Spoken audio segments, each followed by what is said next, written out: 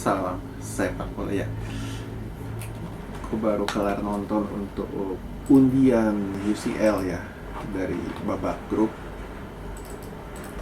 dan ada grup neraka nanti akan kita bahas. Kita bahas dari grup A dulu, ada Ajax, Liverpool, Napoli, dan Rangers. Ya, untuk peluang di grup ini gue bilang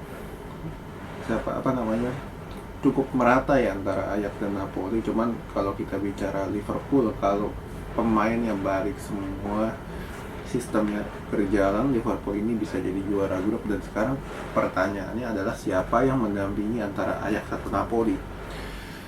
Ya, Ajax di bawah Alfred Schreuder gue belum melihat satupun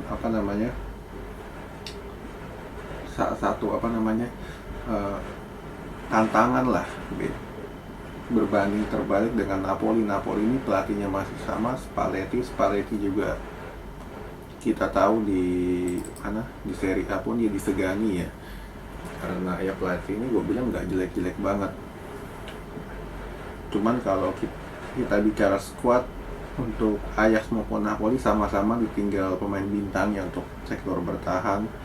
Ajax ditinggal Lisandro Martinez dan Napoli ditinggal Koulibaly. Nah, cuman kalau kita bicara Ajax ini kan lebih kepada pembinaan pemain muda. Jadi ketika mereka menjual bintang, mereka nggak ada menjadi masalah. Sedangkan untuk Napoli, ketika mereka jual pemain bintang, mereka harus menunggu minimal 1 tahun lagi untuk bisa ngelahirin seorang bintang baru. Ya, peluangnya gue sedikit lebih unggulkan Ajax untuk lolos ya, mendampingi Liverpool. Lalu kita ke grup B. Nah, grup B ini grup Liga Champion rasa Europa League, karena isinya klub-klub biasa semua ya, Porto, Atletico, Bayer Leverkusen, dan klub Brugge.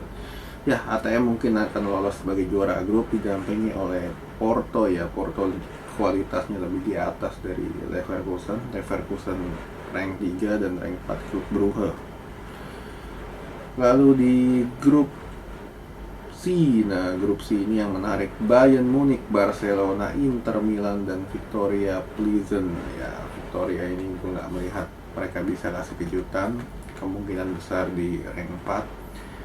Bayern dan Barca. Nah, Bayern Barca ini kan, terutama Barca ini kan sekarang sedang membangun skuad, dan Bayern mematangkan skema dengan Nagelsmann.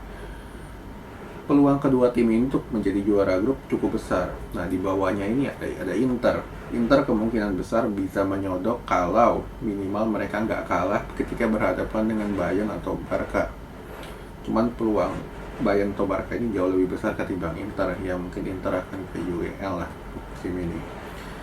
Grup D, Frankfurt, Tottenham, Sporting, Marseille ini juga sama jatuhnya seperti grup B, nggak ada yang menarik.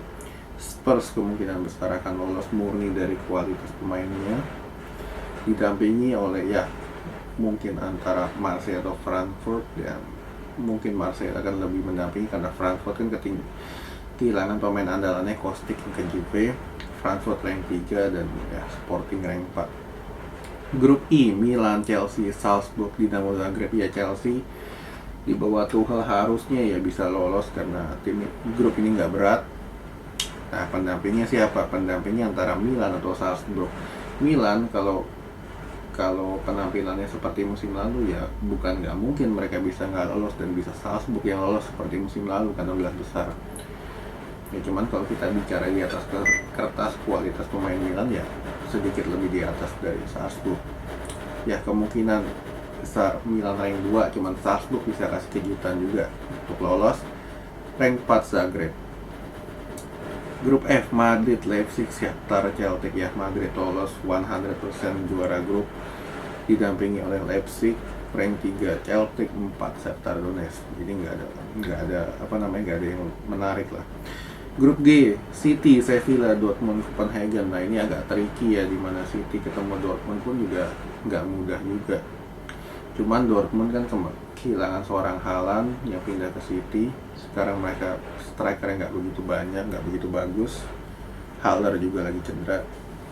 Ya, Sevilla ini tim alot yang sulit dikalahkan baik City atau Dortmund. Nggak mudah juga ngalahin Sevilla. Cuman kalau kita bicara untuk Liga Champions ini kan bukan kita bicara La Liga. Tradisi Sevilla ini di Liga Champions tuh nggak begitu bagus. Gue lebih unggulkan Dortmund dari sisi pengalaman ya di UCL, akan mendampingi City untuk lolos Sevilla ke UEL dan Copenhagen rank 4. Grup H ini juga agak tricky. PSG, Juventus, Benfica, dan Maccabi Haifa. Ya, Maccabi Haifa nggak melihat peluang juga untuk lolos rank 4. PSG 80% lolos sebagai juara grup. Nah, pendampingnya ini antara Juve atau Benfica. Ya, kalau Juve Di Marianya udah sembuh, Benfica bisa dilibas. Cuman kalau Juve penampilannya masih gitu-gitu aja, bukan nggak mungkin Juve nantinya ke UEL. Bisa jadi nanti Benfica yang lolos kalau penampilan Juve ini masih up and down. Chiesa juga belum balik. Ya, di grup ini kalau di atas kertas kita bicara Juve dengan Benfica, PSG juara grup didampingi oleh Juventus. Cuman kalau pemain yang nggak balik ya, Juve ini pemain cederanya ini nggak balik atau nggak nyetel lah, bisa jadi Benfica yang lolos untuk rank 2 nya. Oke, sekian.